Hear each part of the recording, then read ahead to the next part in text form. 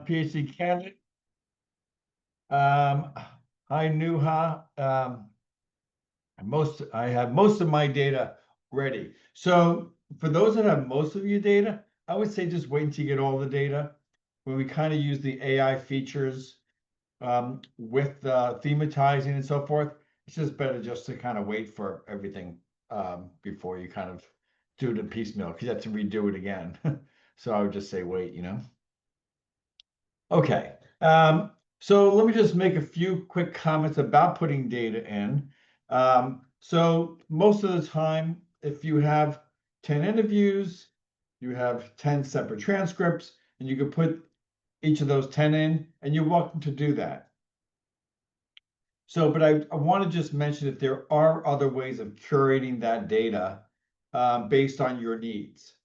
So just to know, when you put in 10 separate interviews, the AI is going to be grabbing it from all over those interviews. However, you may have specific research questions or interview questions, like the top half of it are kind of focused on one area, okay? The bottom half are focused on other areas. So it could be perhaps school climate in the first part, and at the end, you're dealing with, personnel or teachers or something of this sort. So it's possible for sure to kind of separate those out. So for interviewee number one, I might want to make two documents, one about the first half, about climate, and then interviewee one with leadership or teachers in the second half. So I would separate an interviewee or interview into two pieces, and then I'd probably just run two separate projects.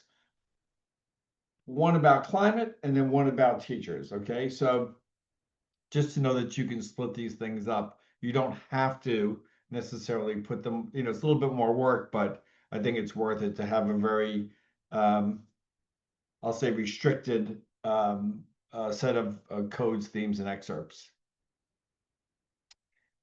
Okay, so what is this? So this is kind of some basic averages of time savings. Which I'll show you in a minute, the Intellectus Qualitative does excerpting, a little bit black box-ish, but it figures out which ones are the important excerpts and then really kind of combines those together and then moves into the coding and description, which is what is the code name and description thereof of those set of excerpts. At that point, we really get into the thematizing process, which is which of those codes go together, okay? And then how many are there, okay? How many themes are there? And then puts those codes together and creates a theme name and theme description. We also have a process of tying the theme to the research question. So this is a process of,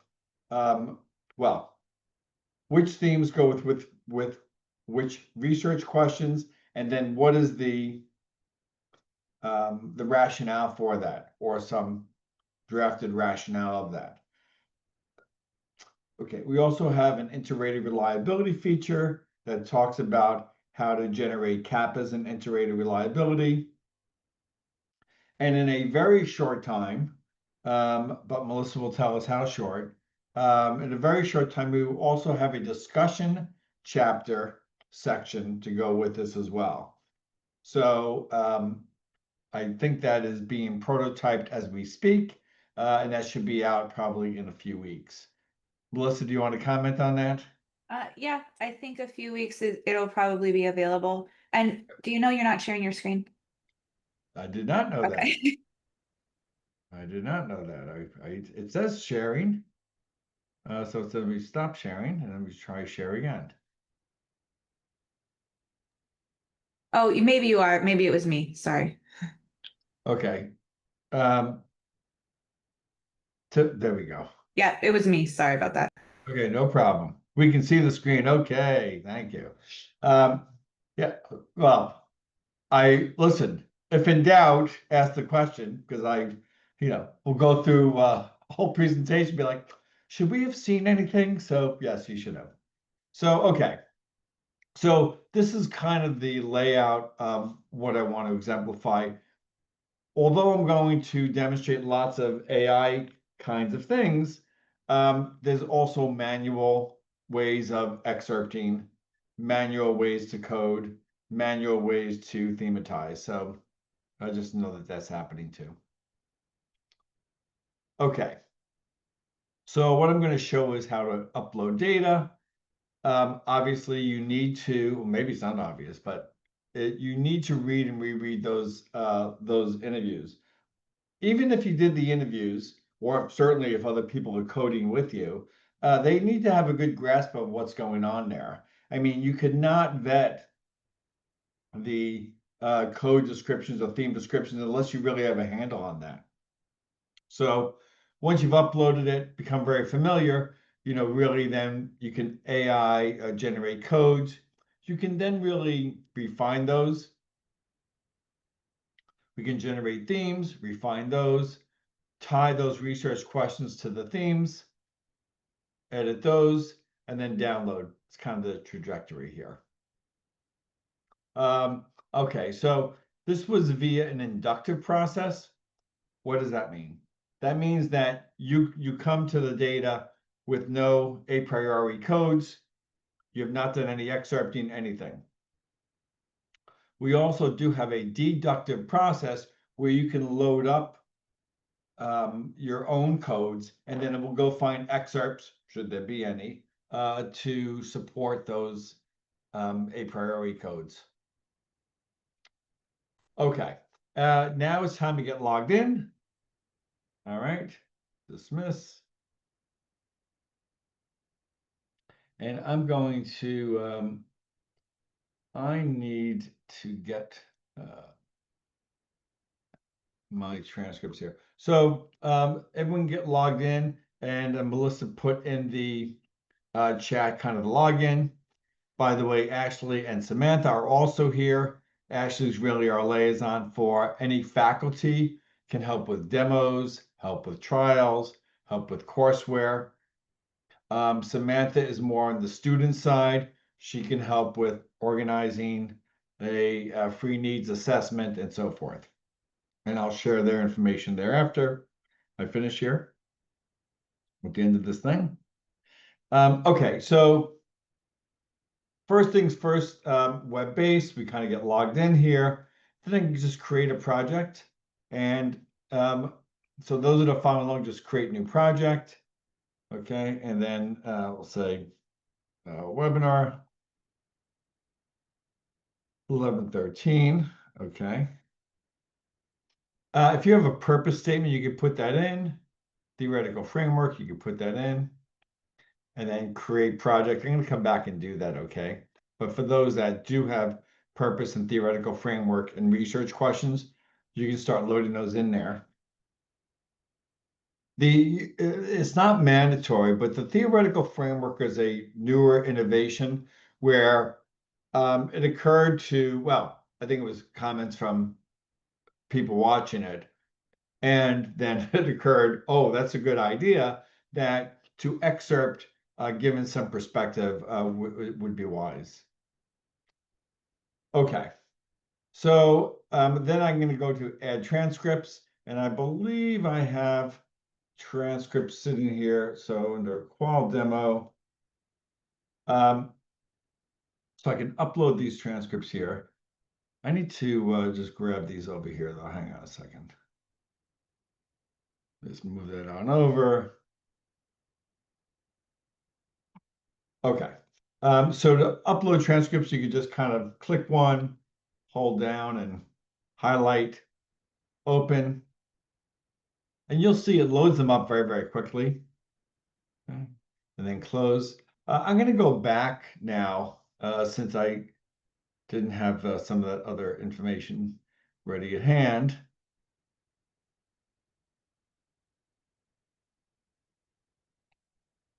Okay, so to go back and to edit these kind of things, If I can get out of this thing. Okay, so to go back, just go to create date. Here's our webinar. Just go to those three dots here and just go to update. And here I can put in my purpose statement.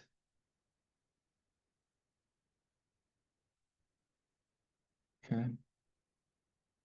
And I can put in my theoretical framework. It happens to be ecological systems theory.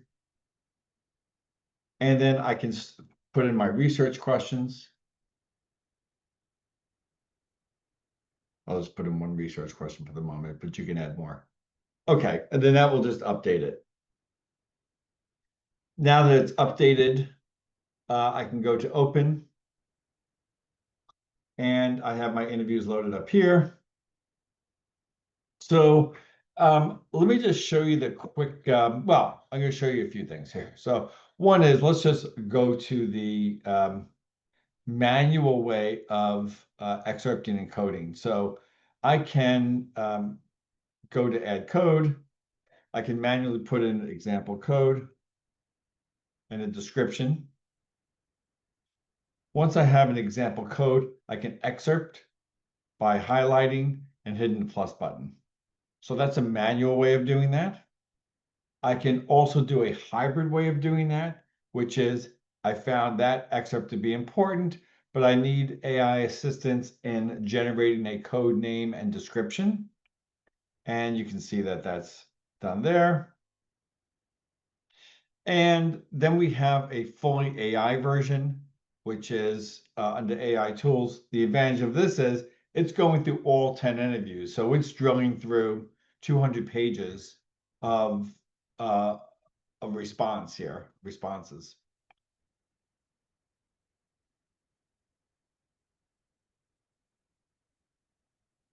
It does take a minute to do this, but it's doing a lot of heavy lifting here in terms of excerpting, collapsing excerpts, and then naming and describing those codes. So it's a fair amount of work.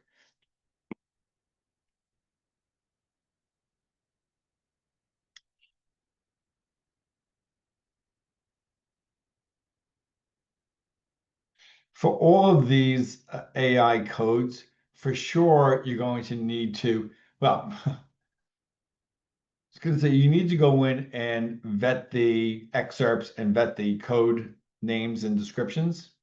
This thing is done. So it's found 10 codes and 125 excerpts. I just typically just apply them to the project.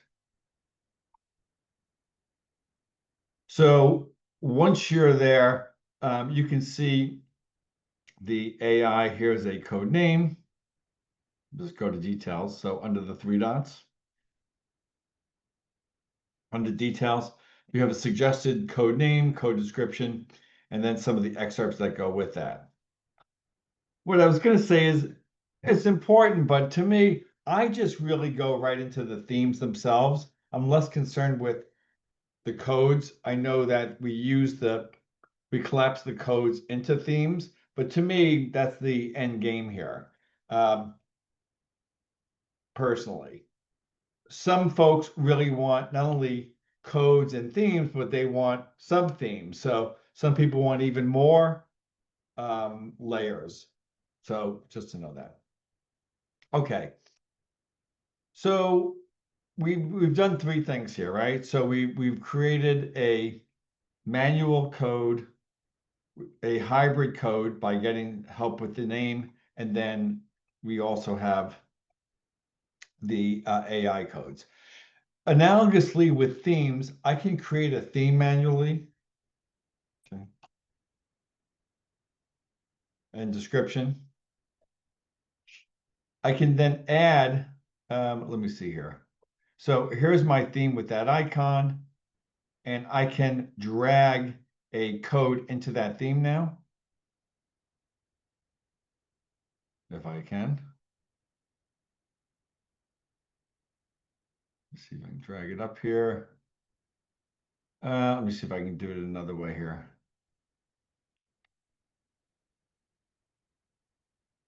Merge. No, I don't really want to merge. Let me, no. All right, let me see. I need to get this in here. Um, I am not being able to merge it in there. Okay, so this is just merging codes.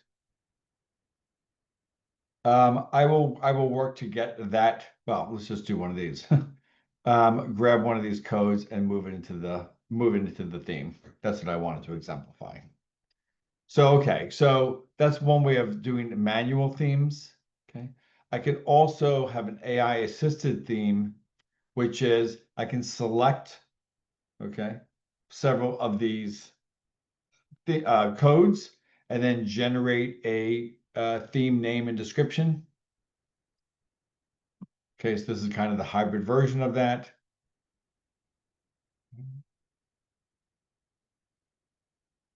So here it's generated a theme name based on those codes. And then finally I could do a full-on automatic thematizing, which is taking the codes, figuring out how many themes there should be. That's one task at hand. Okay. And then also figuring out which codes are going with those. I can apply that to the project. And then you kind of see here, hey gosh, I have this theme. Just go to details. I have this theme. I have a description of the theme, the codes that go with it.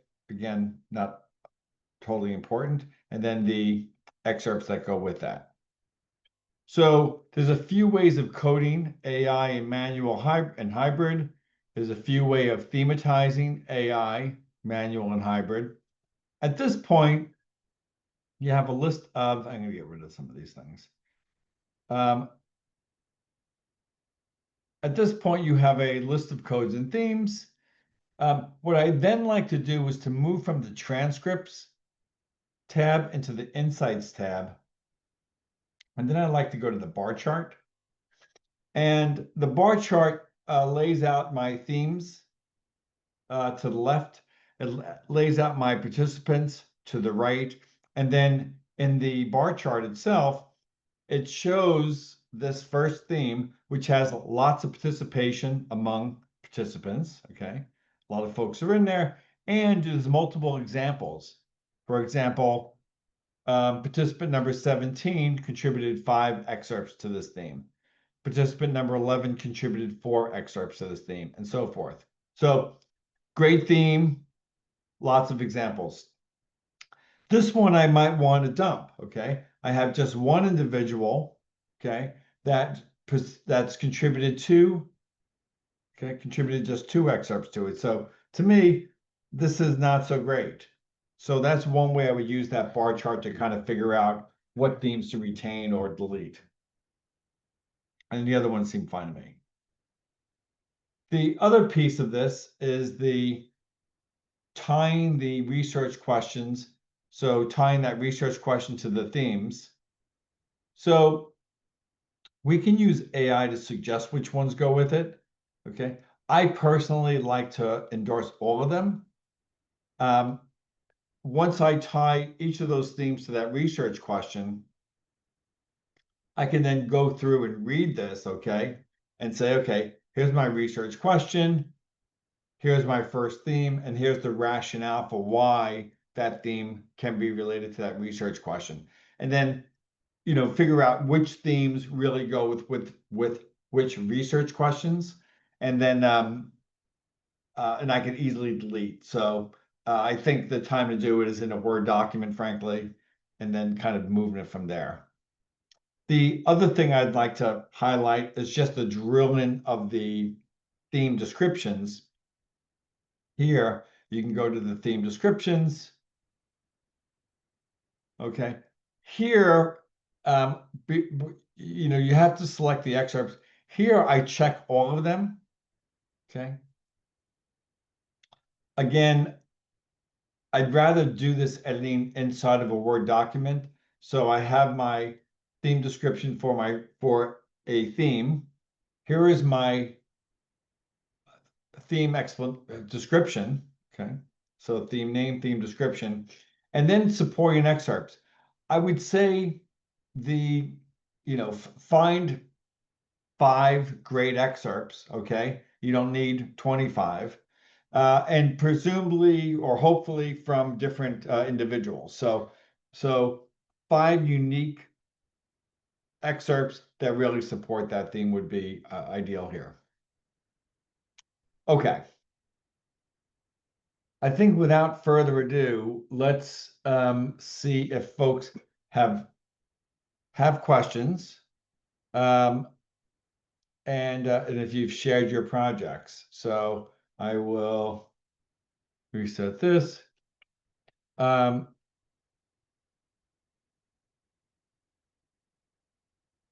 So Melissa, I have not heeded the advice of my mentor from 30 years ago, which says I was going quickly. So let me just, because you're not the only one, and we have a fair amount of folks on here. So what I did before I take any other questions is really I went in, I created a project and went into new project. I then put in my project name, purpose statement, theoretical framework, and research questions. So I put in those items and hit create project. Next, I went in to, now that I had my project started, I went and added or uploaded text files. Okay. And I identified the ones I wanted and hit open. So then I had all of my interviews loaded up here. Then I went in, I'll just stick to the AI version at the moment. I went into AI tools and did inductive coding because I did not come in with codes. I then accepted all of those codes. I then went into AI tools and went into automatic thematizing, which collapsed the codes into themes and named and described those themes. After I have my codes and themes, I went from my transcripts tab into my insights tab, and I looked at the bar chart to evaluate which themes I would want to keep in there, like these 5 and dumping that. Next, I went into the research question rationale and really selected a research question and then tied all of my themes to it, okay, and hit submit, which is now tying each theme to research question 1, theme 2 to research question 1, theme 3 with research question 1, with the rationales for why they go together. Next, I went into the theme description, which was I would do this for each theme, okay, that I retain, go into each theme. I would select all of the excerpts and submit. Then I would do that for the next one.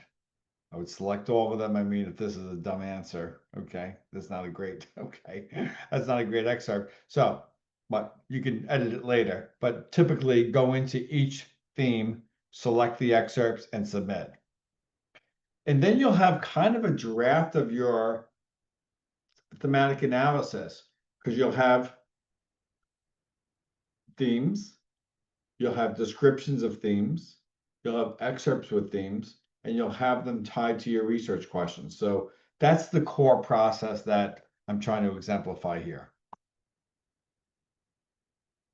Okay. And yes, just so everyone knows, we will be sending out this recording, after our meeting. Okay. Are there questions or do people have projects that they have shared with me or data that they've shared with me? Let me scoot down here. I don't see any one with that, but let me open up for questions, please, if you have some. And if you want to raise your hand, we can unmute you, or you can enter your questions in the chat or the Q&A. I would just say, while we're waiting for something, one question that typically comes up is, how many themes should I have? Okay. So, well, typically speaking, folks have at least, 3 research questions. It seems like you should have several themes per research question. So somewhere in the 9 to 12 is probably a sweet spot of it. You don't want 25 themes. It's kind of hard to manage. You don't want 2 themes. So that's something that is often asked. Okay.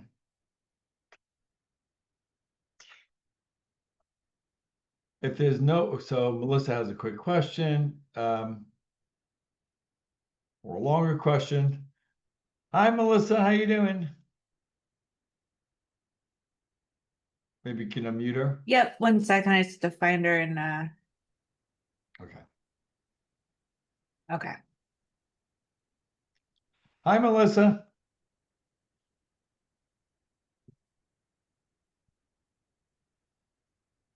You can unmute. You're muted at the moment. Oh, sorry, I was looking down. Okay, perfect. How's this? Can you hear me?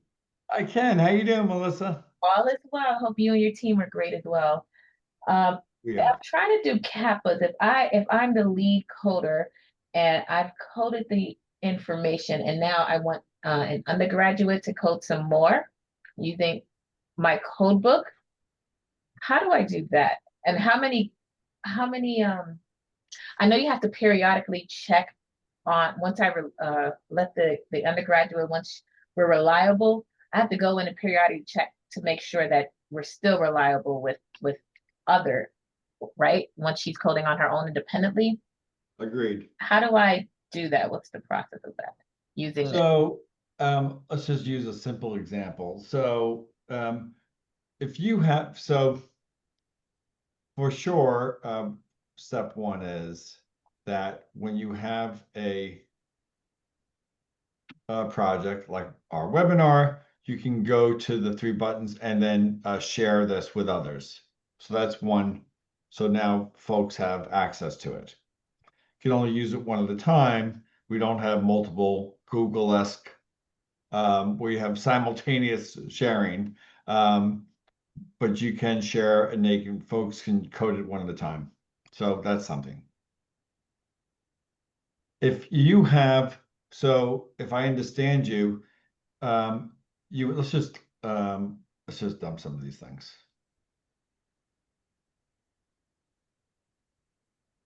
Kind of clean this up a little bit.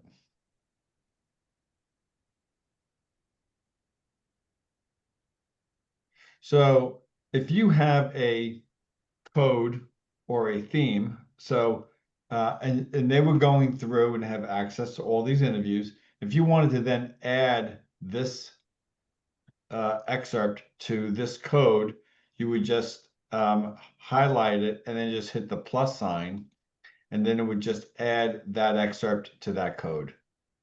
It's a really good question. All right. So that's how they would do it. So it would be adding, presumably they would add everything, maybe just keep it at the coding level first and just add excerpts to support those codes.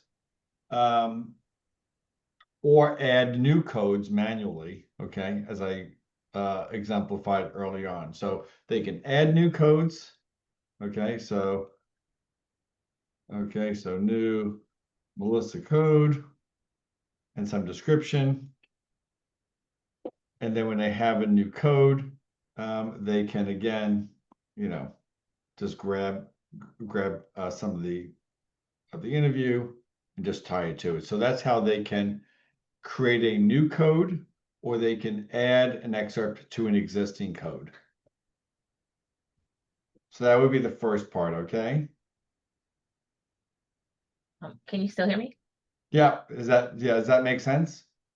It makes sense, but if I've already coded, let's say if I've coded 5 transcripts and I've trained her on 2, and I want to see if other three, if she can be reliable with me. Right, so I'm gonna get there. So Oh, I just okay, wanted to have, so I'll get to the reliability piece. I just wanted to take care of that first part of adding codes and adding excerpts to new codes and to existing. Is that part okay? yes. Okay. All right, so the next piece is the kappa part. So here, I have 2 interviews, okay? And I have codes with those icons and themes there. So what I would do is I would go to, so by the way, so what's really important here is that you only have the excerpts that you really want, because the integrated reliability is tying together an excerpt and a theme together, okay? So if you have, in this situation here, so I would use my pristine excerpts, okay? And if the ones are not great, I would just unassign them, okay, or delete them, okay? So first thing is really using only the excerpt that you want to use in your reliability assessment. So that's one piece. Let me get rid of some of this. Okay. I can see I've been messing around with this. Okay, so once you have a clean set of themes and excerpts that go with those, okay, all right, then we can go to the kappa part. So, so that's step 1, clean up the excerpts. Then under here, under kappa, you go to the 3 dots and you go to the reliability tool, and then you can put in the emails of your raters, okay? And I think I can, it's not gonna let me do this, but let me delete this. Let me put in my email just so I can show you. CT, okay. So, okay, so I'm invited, and then when I go to my email, which will take a second.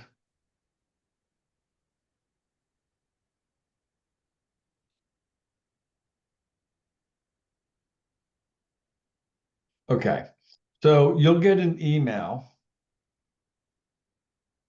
that will look like this, okay? So your raters will get an email, or your raters will get an email. You're being requested to go to the survey, and you click on that. Has some instructions here. Allows you to start the survey, and then excerpt by excerpt, you have to tie it, or the raters have to tie it to a particular theme. And this will be the description of the theme here. But they should have a pretty good handle of what that theme is. But they'll go through and tie each of those to a theme. Okay. Until you go down the list of all the excerpts. So again, really important to have just the right number of excerpts there for you. And then you'll complete that process. And you can have multiple raters do that. Okay. At that point, well, we'll automatically have, well, I'm not sure. If you go, when you go to the insights and you go to the kappa analysis, you'll wind up with a little description about the integrated reliability. We use Landis and Koch's kind of qualitative assessment. If the kappas are in these ranges, that we have some qualitative assessment of that. And then for each pair of raters, here was Marlon and Melissa, it will look for the integrated reliability on each of those themes. So that they agree that particular excerpts go with themes, and they agree with that. and particular excerpts do not go with themes, and they agree with that. And there's less of the one rater says this theme and excerpt go together. The other rater says not so fast. Okay. So for each pair of raters, you'll get a little assessment there. Then if you have multiple sets of raters, then you'll have a average kappa for all the raters. So if you have let's just say this one here, okay, health and social dynamics, that you have kind of a slight agreement. So you may want to go back and either tighten up the name of the theme, tighten up the description of the theme, or tighten up the excerpts that you say really represent that theme. So that would be the inter-rater reliability piece. Okay, I see that. Thanks, Jim. Does Yeah. it create a code book?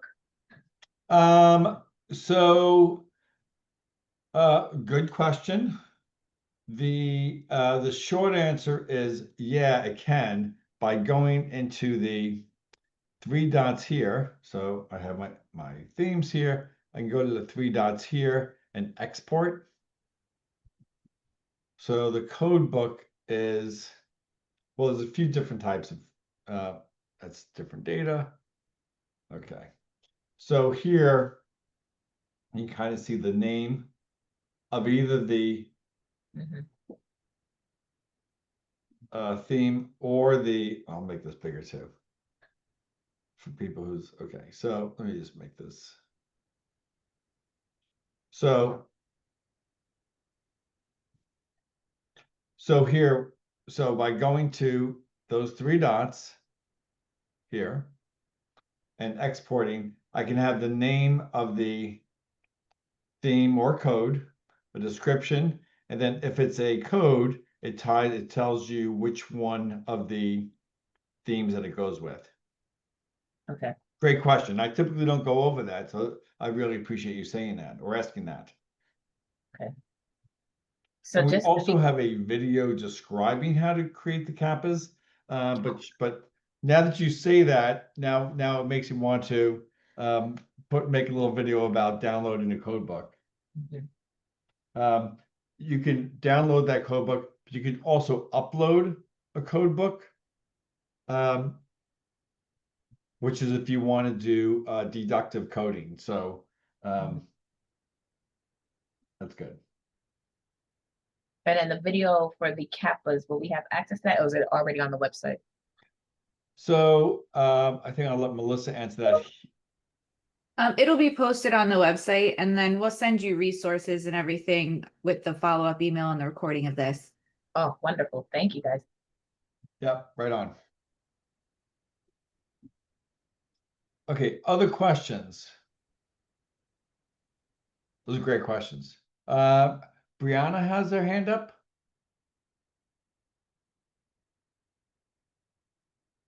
Maybe we can unmute her.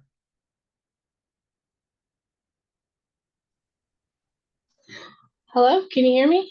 Hello, hi, how are you doing today? I am doing well. Thank you. So I had a question about the AI assistant with your transcripts. I'm more familiar with Max QDA, and I'm on a project right now with like over 90 transcripts. So I was wondering, with the AI assist, does it become a little, I guess, glitchy with the more transcripts that you have, and does it work better for smaller projects? Nope, I think it's unlimited with that. And by the way, what are you doing with 90 transcripts? That seems like a lot. You're looking into some policy analysis. We have clients and organizational staff. Yeah, Okay. it's a pretty big project. But So the short answer is no. I mean, it could take, we've had 500-page interviews loaded up. It does not get glitchy, but listen, you have the interviews and you have access to the tool, load it up and let us know. sure, why not? I'll definitely check into it. Do you have them ready at hand? Load them up. I can, this is, it's an active project, so it's not over with, so I don't think that I have the permission to share it just yet. Okay, well, it's not share with me, but share, but we don't use your data, or the AI doesn't use your data, and so forth. So, but so yeah, you can have any number of interviews. Okay. For your project though, with 90, my guess is, just on a more kind of methodological note, it seems like that you would want to curate some of those, like they're all like, I mean, my guess is you're looking for certain things around particular questions, that research questions. I don't know, Yeah. it just seems like there's probably a case to be made for curating that data a little bit into different projects. That's just my sense of it. Yeah, I've done it all by hand, and I saw the opportunity to learn a little bit more about this. So it's of course I've been working on it for about a year, so just getting to a point where I'm in the analysis stage. This would have been nice though. Well, I mean, it's not gonna hurt you. I mean, get some permission to, to put in de-identified data, de-identify it. If it's policy stuff, it's probably publicly available, right? Yeah. Or no? This information is not, because of the population we're working with are living with HIV, and it's like impact analysis sort of thing Okay. with some policy changes in the state that I live in. So, Okay.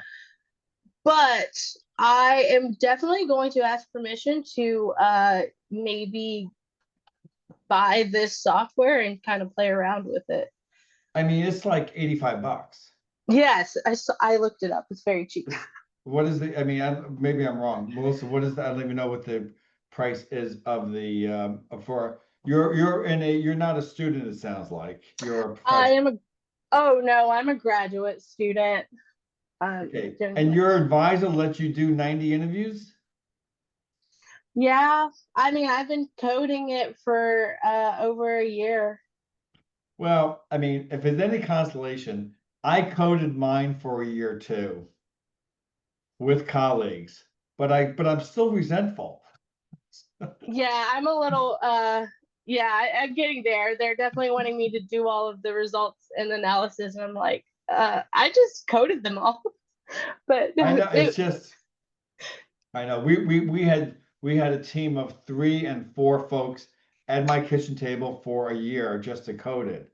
But I'm like, I mean, you may be doing real work, and I guess we were too at some level, but it's like part of it is just the process. Like when you get like an NIH grant and you have several years and you have a team, great. But like trying to get through, and most people have jobs and most people have families, it's like it's a lot.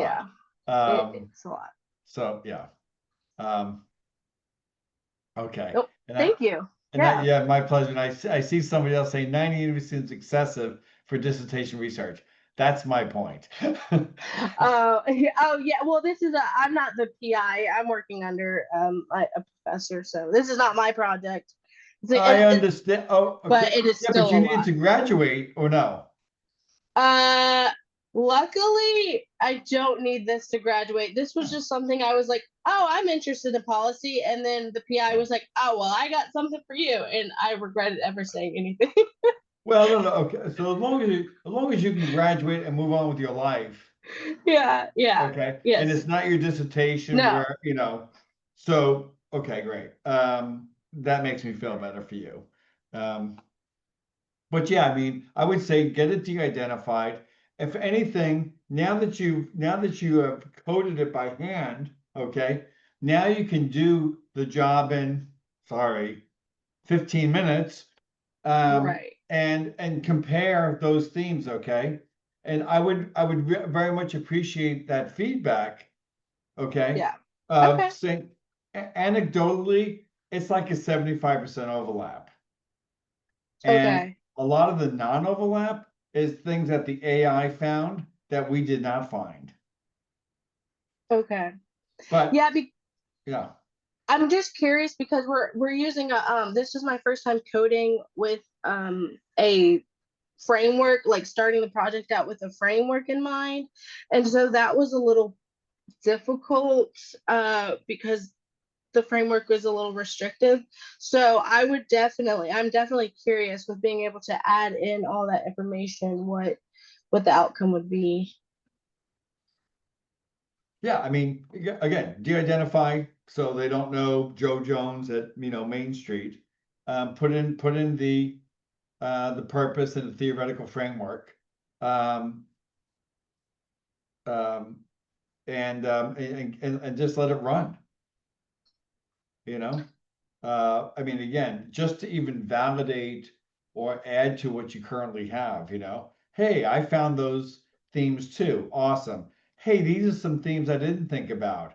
Hey, cool.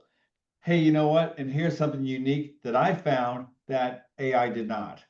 So, and again, it's 15 minutes. If you de-identify, typically the world is okay. Yeah. So anyway, and you can load them up. So I got your question about loading all these things up. So yeah, it will take 90 of them, but we haven't tested that though. I've loaded up very large ones and many of them, Okay. but not 90 of them. Yeah. Yep. I have it saved, all of them. Yeah, yeah. I'm definitely curious. I'll have to get back to you on that though. I'm curious too. Please do get back to us. I'd be interested in hearing um, how that all goes. Okay. Thank you so much. Yeah. Yeah, my pleasure. Have a nice week. Other thoughts or questions? While questions are coming in, I just want to note that we also have a literature review tool that can consolidate 150 articles in about an hour, and it's going to figure out how to group these articles, okay, with similar themes, I'll say, and then or topics. But it does it at a more nuanced level than just kind of the names of things. So it's more than just trying to throw it into chat. It's using other kind of similarity to figure out which ones go together. So really more deeper structures and deeper group ways of connecting them, and then writing a synthesis of each one of those groupings, doing a deep dive of the description of each article, and then a gap in the literature piece, as well as some kind of overview of, what are the groupings and the articles involved in that. So do check that out. We also do have a quant tool that for those that are doing mixed methods, that you can have.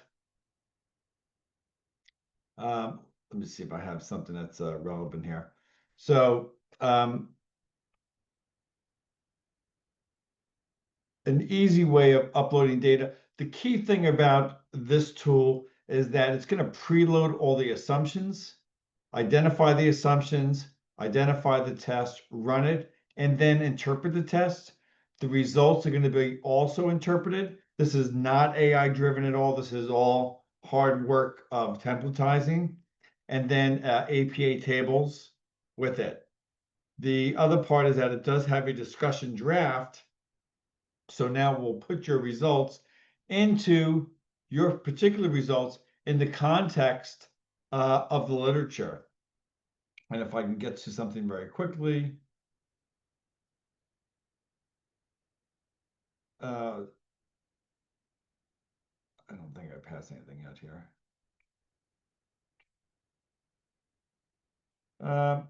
So I just can't grab one real quick. It seems like I should though. Hang on here. Demo draft. So just to say that once you've done your analyses, the discussion will give you things like the interpretation of the findings, theoretical and practical implications of your findings with references out there in the world, limitations of future research. So the quant has got that. The qual, as we mentioned at the top of the hour, will probably be a few weeks out. Okay. All right. Other kinds of questions or thoughts?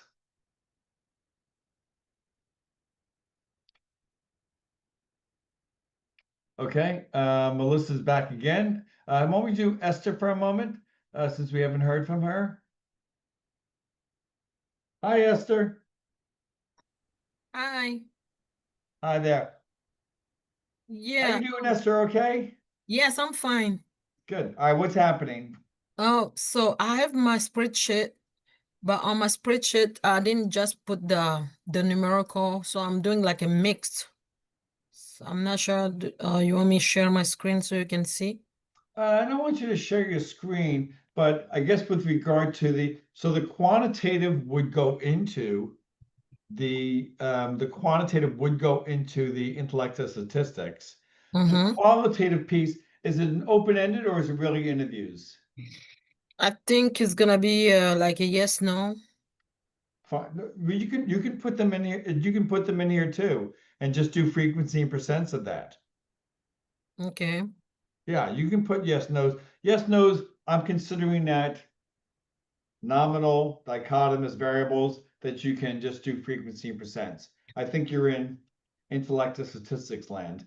And Melissa, Mhm. maybe we'll put in the where you can purchase all of these things. Again, it's $59 or a month or $80 a month or something of this sort. Mm-hmm. With tons of videos as well. So far it sounds like you're in quant land. Yes. Yeah. So, but my other question, like for staff knowledge, like Okay. the level, like before and after, Yeah. is still qualitative, right? Well, well, it depends what kind of data you collected. So staff knowledge could be a numerical, okay? Mm-hmm. They're taking a test about knowledge before, they're taking about a test about knowledge after, and I'm just doing a paired t-test to see if those knowledge scores differ, okay, pre to post. Mm-hmm. Okay. The other thing is I could be asking about knowledge in an interview setting, okay, and qualitatively getting their narrative responses at both times. So it's really about the data you collect, okay? Mm-hmm. Um, Okay. yeah, that's So we I start with wouldn't the know research because, question. Go ahead. yeah, I won't be able to say that until because I think by next week I should be able to give you like with a clarity with precise like how the data will be because I'm not that far. But I just did the spreadsheet since they said to do it. This is what we're gonna use to implement like apply the intellectuals and put everything there. So Are you a student or faculty? student. All right, so feel free to reach out to Samantha. Mm-hmm. Melissa, did I have the wrong email here? Yep, she's Samantha at intellectus360.com, like the other ones below. Okay. And I'll correct that. So yeah, or you can just hit the QR code, okay? All right, but happy to do a 15-minute conversation with you. Okay. Thank All you. right. Good luck collecting the rest of the data, Esther. Thank you. Yep. Okay. Do we want to go back to Melissa? Does anybody else have a question?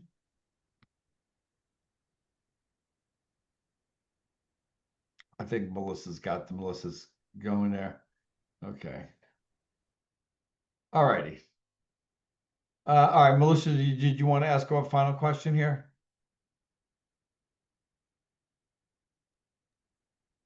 And we may have answered it in the chat, so Okay, that's I fine. can go to the next one. Fine. Go to the next one. Atar? Atari, if you can unmute, you can ask your Yeah. question. Hello. Hi, Atar. How are you today? I'm fine. And your end? Good, good. Thank you. Yeah. Please, I'm speaking from Ghana. I don't know whether you can get chance to organize a workshop for my faculty, for my colleagues in the college. Okay, so I got that you're out of Ghana. And Yes, then Ghana, West Africa. and what is the what is your question, or what are you working on? No, mine is a request. I am Melissa, are you requesting getting whether that? a similar workshop for my staff members, my faculty. For I am the acting research officer for the college. So I don't know whether I can organize something for my colleagues concerning how to use the app. Yeah, we can do that. We'll reach out to you after the webinar. We have your email address and we can get that set up for sure. I'll be grateful. I'll be grateful. Okay. Thanks and wonders. Look forward to seeing you, Atar. How do we know about data saturation? You know, well, I mean, I think the technical definition is I do more and more interviews and I don't come up with any new themes, right? So so I think it's a technical piece of it. I mean, I think that, you know, in the spirit of doc students or even master students, I think it should be reasonable that maybe saturation will not occur, but you get a good idea of what these themes are or lived experiences are.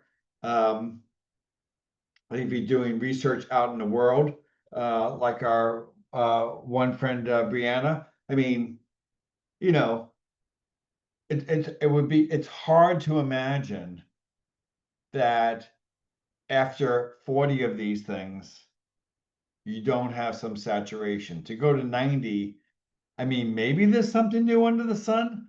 That's what it's difficult to understand that. So, so evidently that PI, that investigator, thought that we need 90 interviews, right? Wasn't 89. We needed 90 of them to really get saturation. So I think there's a little bit of a, what can I say? And that might well be the case for that population. I don't know that, but just like kind of intuitively, I'm like, really? Like 30, 50? Like at 60, I'm like, I need 30. I mean, it's just hard to imagine, but it's possible that there's that many different kinds of unique things going on there. I just can't fathom that. So, how do you know about data saturation? For me, I have some kind of a, you know, typical rule, you know, that seems like 15 is capturing things, okay, of people that have experience in that. And then other folks are at 90, and they may have wanted more, for gosh sakes, I don't know, and thought we need that to have saturation. So I don't have a good answer for you. I just have rules of thumb, and what I typically see is 10 to 20 interviews. Okay, so. All right, final thought or question?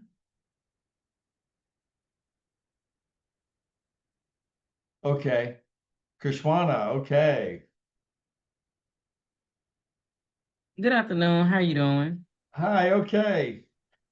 I got caught up at work. I noticed that you were recording. Is the recording going to be available so I can go back and Yes, watch so, it? Because yes, so the recording's available, and then Melissa, the tool is good for the day?